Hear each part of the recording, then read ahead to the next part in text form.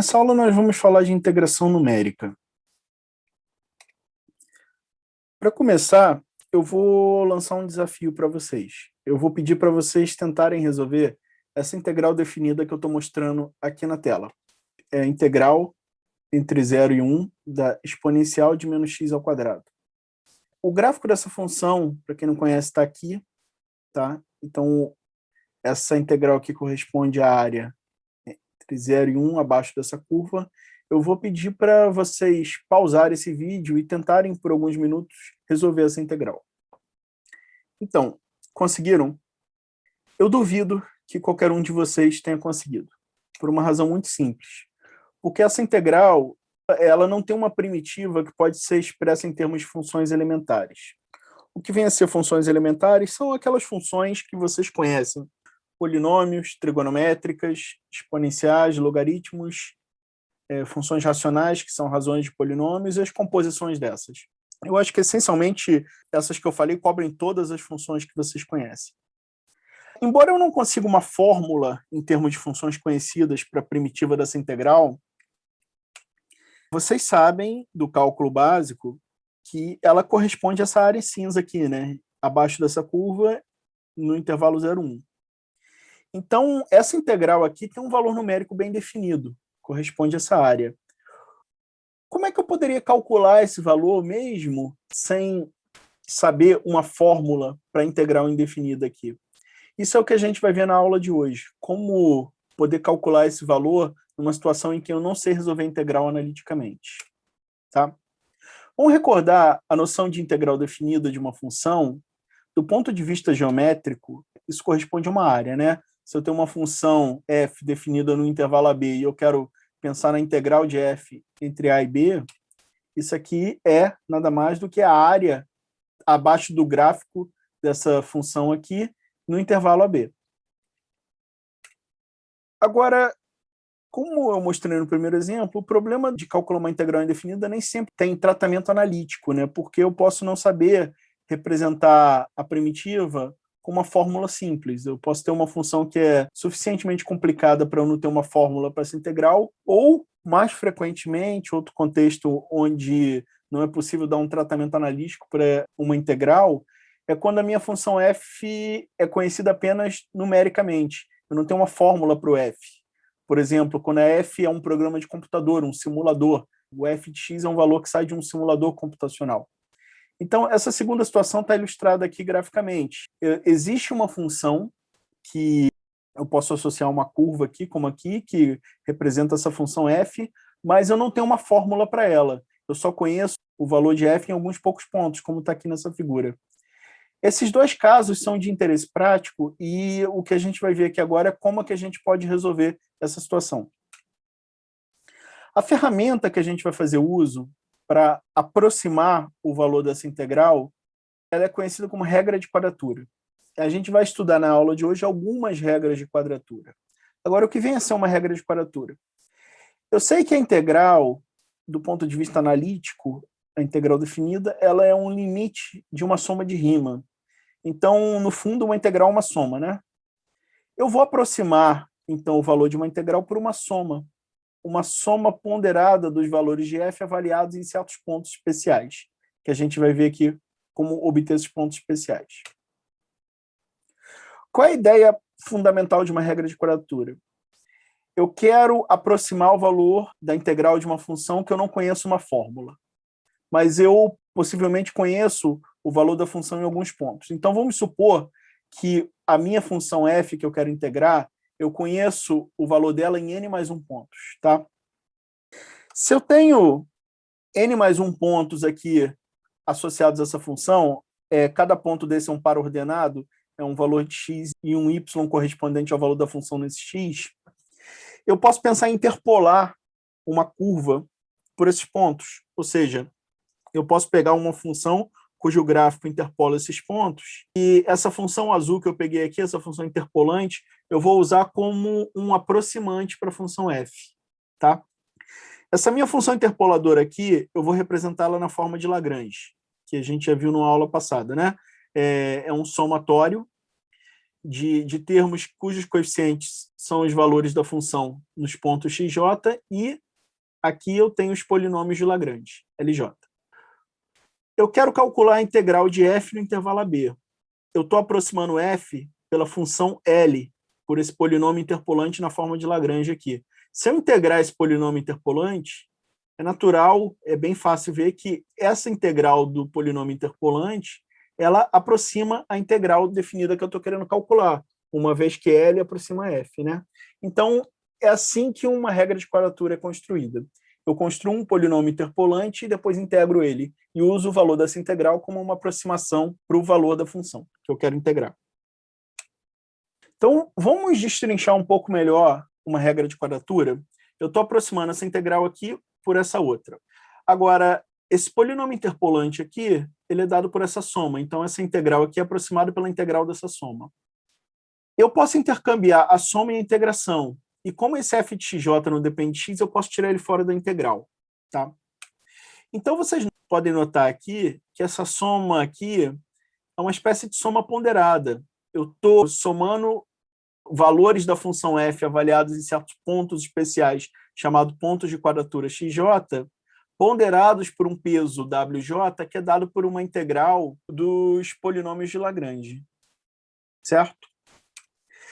Vocês estão vendo aqui que eu tenho 2 graus de liberdade aqui para manejar esse esquema de quadratura. É o xj, eu posso escolher o xj e posso escolher quantos pontos eu vou colocar aqui. E diferentes escolhas para o número de pontos e para o valor de xj produzem esquemas de quadratura diferentes. Eu vou apresentar agora para vocês alguns esquemas de quadratura clássicos. Tá? Cada um deles corresponde a uma escolha diferente para n e para os pontos xj. Eu vou começar com o esquema mais simples possível, que é um esquema que corresponde a um único ponto. Eu vou, então, escolher um único ponto aqui.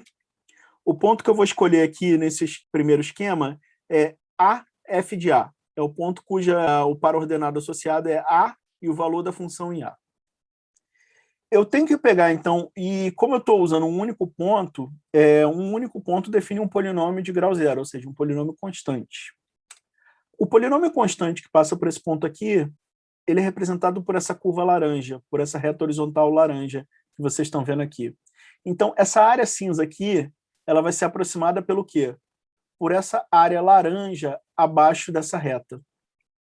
E a área dessa área laranja aqui é o quê? É o comprimento desse intervalo, que é b menos a, vezes a altura desse retângulo, que é f de a. Então, nesse esquema de quadratura aqui, que é chamado regra do retângulo ponto à esquerda, eu aproximo a integral por essa fórmula aqui, b menos a vezes f de a. Agora, nesses esquemas que envolvem um único ponto, eu poderia ter escolhido, em vez de a f de a, b f de b. E aí, nesse caso, o polinômio constante que vai aproximar a curva azul vai ser essa reta horizontal amarela aqui. E a área cinza vai ser aproximada pela área desse retângulo amarelo, que é o quê? B menos A vezes F de B, que corresponde à altura. Esse outro método aqui é chamado regra do retângulo sabor ponto à direita, porque eu estou usando o ponto à direita do intervalo de integração para definir o polinômio que aproxima F. Não é difícil perceber que eu poderia usar qualquer ponto aqui, né? No intervalo AB, então, mas o ponto mais sugestivo aqui é o ponto do meio. Então, eu vou pegar o ponto médio desse intervalo AB, e se eu passar essa reta aqui que corta no ponto médio, a área desse retângulo vermelho aqui vai aproximar essa área cinza num esquema que é conhecido como regra do retângulo ponto médio. A área desse retângulo aqui é o quê? É B menos A, que corresponde ao comprimento do intervalo, e essa altura aqui, que é o quê? É a função f avaliada no ponto médio. Agora, o ponto médio do intervalo AB é a mais b sobre 2. Então, aqui vocês têm a fórmula da regra do retângulo ponto médio. O próximo tipo de esquema de quadratura que eu posso construir é envolvendo 2 pontos. Então, eu vou construir aqui a chamada regra do trapézio, que é um esquema de quadratura com 2 pontos. 2 pontos, eles definem uma reta. Eu vou pegar aqui o ponto AF de A e BF de B. E essa reta aqui não é horizontal nem vertical, né? Então, vocês sabem que uma reta que não é horizontal nem vertical corresponde a uma função afim. Essa que está aqui em roxo. E a área abaixo dessa reta roxa aqui, vocês veem que essa reta roxa abaixo dela aqui define um trapézio. Então, vou aproximar aquela área cinza pela área desse trapézio aqui. Por isso, esse esquema de quadratura é conhecido como regra do trapézio. E a área do trapézio a gente sabe que é o quê? É base maior, que é essa altura f de B, mais base menor, que é essa altura f de A, vezes a altura, que corresponde ao comprimento do intervalo AB, B menos A, sobre 2. Então, na regra do trapézio, a gente aproxima a integral definida por 1/2 de B menos A vezes a soma de f de A com f de B. E, finalmente, eu vou apresentar o último esquema aqui que a gente vai comentar nessa aula, que é conhecido como regra de Simpson. Na regra de Simpson, eu uso 3 pontos do domínio aqui para construir a minha função interpolante. E 3 pontos, vocês sabem que, em geral, ele define uma parábola. Então, se vocês verem aqui, eu vou pegar o A, o f de A e o ponto médio do intervalo. Então, esses 3 pontos aqui vão definir essa parábola verde. E a área abaixo dessa parábola verde é a minha aproximação para essa área cinza. Se vocês pegarem essa parábola aqui e integrar ela no intervalo AB, isso aqui é um polinômio quadrático. A integral desse polinômio quadrático aqui vai dar essa fórmula que vocês estão vendo aqui, que define a aproximação dessa integral pela regra de Simpson. Que fórmula é essa? É 1/6 do comprimento do intervalo mais a soma de f de A, mais 4 vezes o valor de f no ponto médio, mais o valor de f em B. Vamos fazer agora um exemplo numérico? Esse primeiro experimento computacional, eu vou calcular aquela integral lá do início da aula, da exponencial de menos x ao quadrado no intervalo 0, 1. Aqui, em sequência, vocês têm o quê? O cálculo de aproximações para essa área pelos 5 esquemas de quadratura que a gente viu aqui, ponto à esquerda, ponto à direita, ponto médio, trapézio e Simpson. E aqui, esse valor i_true, ele é calculado pelo comando quad, que usa um método de quadratura mais sofisticado que esse. E eu vou usar esse valor obtido pelo esquema de quadratura sofisticado como referência aqui. Eu vou supor que ele é o valor verdadeiro. Não é o valor verdadeiro dessa integral, mas é uma aproximação de qualidade muito superior às demais, de modo que eu vou usar ele como uma aproximação para o valor verdadeiro. E aqui, em sequência, eu calculo o erro relativo cometido em cada um desses esquemas de quadratura. É a diferença entre a aproximação e o valor verdadeiro, entre aspas, em módulo dividido pelo módulo do valor verdadeiro. Depois, o que eu faço é calcular expressões para as curvas que correspondem àqueles polinômios aproximantes e ploto tudo isso numa figura. Vamos ver isso aqui no Octave? Aquele programa que vocês viram no slide está aqui. Ó. Eu vou executar ele, e se vocês verem aqui ele executado, ó, a regra do ponto à esquerda calcula uma aproximação igual a 1. Ponto à direita, 0,37. Ponto médio, 0,78. Trapézio, 0,68. E Simpson, 0,74. E o valor verdadeiro aqui, a nossa referência é 0,74. Vocês podem ver que o Simpson é bem mais preciso que os demais, né? E os erros estão aqui, ó. Ponto à esquerda, algo da ordem de 34%, ponto à direita, 51%, ponto médio, 4%, trapézio, 8%, e o Simpson, olha só, é 0,04%, 0,05%. Né? E aqui vocês têm uma figura que mostra o gráfico da função, a área que corresponde ao intervalo de integração, né? E em diferentes cores aqui, vocês têm os polinômios que correspondem a cada um desses esquemas de quadratura. Né? Você tem aqui ponto à esquerda, vocês têm aqui ponto à esquerda, aqui em laranja, ponto à direita, aqui em amarelo, ponto médio em vermelho, em roxo vocês têm o método dos trapézios, e em verde aqui vocês têm a regra de Simpson. Visualmente, se você pensar a área abaixo de cada curva dessa aqui, você vê que o Simpson está bem próximo, né? E quando você olha aqui o valor do erro relativo, é bem claro que o Simpson é um esquema de integração bem superior. Então está aqui aquela figura. A lição que esse exemplo mostra para a gente é que varia muito a precisão da aproximação com o esquema de integração. Eu vou fazer agora um segundo exemplo. Esse mesmo exercício que eu acabei de fazer, eu vou testar cada um dos esquemas, tá? E comparar com uma referência.